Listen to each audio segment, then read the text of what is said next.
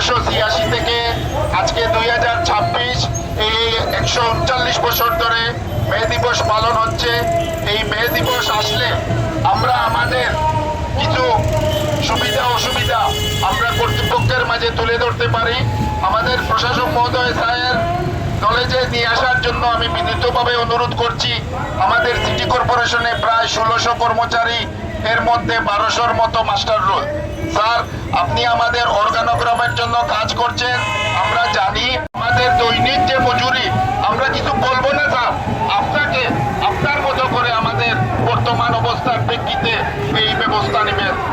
আজকে এই মহান ময় দিবসে আমাদের যে দাবিগুলো স্যারের সামনে নিয়ে আসলাম, এই সব কিছু মিলিয়ে স্যার বক্তব্য দিবেন।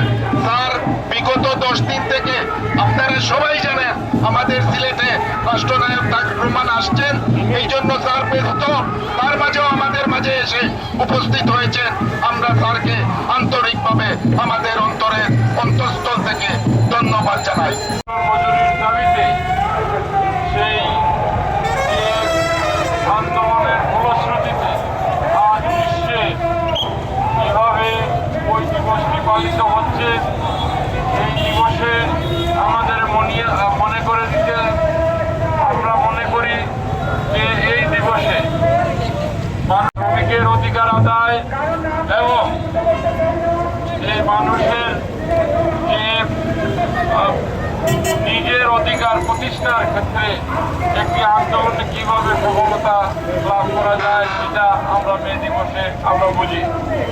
আজকে শ্রমিকের বহুবিধ সমস্যা, বর্তমান গণতান্ত্রিক সরকার এই সমস্যার সমাধান করবে কাজ করছে। ইন্টারন্যাশনাল লেবার অর্গানাইজেশন কাজ করছে। আমার আওতাধীন যে প্রতিষ্ঠান সিলেট সিটি কর্পোরেশন, তাদেরও বিভিন্ন ধরনের সমস্যা যেগুলো তাদের নেতা এখন বললেন।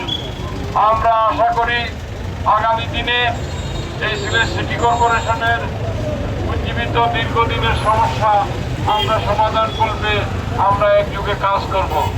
আশা করি এই সিটি কর্পোরেশনের সর্বস্তরের শ্রমিক ভাইরা সরকারকে সহযোগিতা করবেন, আমাকে সহযোগিতা করবেন, নগরবাসীকে একটা পরিচ্ছন্ন নগর হিসাবে উপহার দিবেন।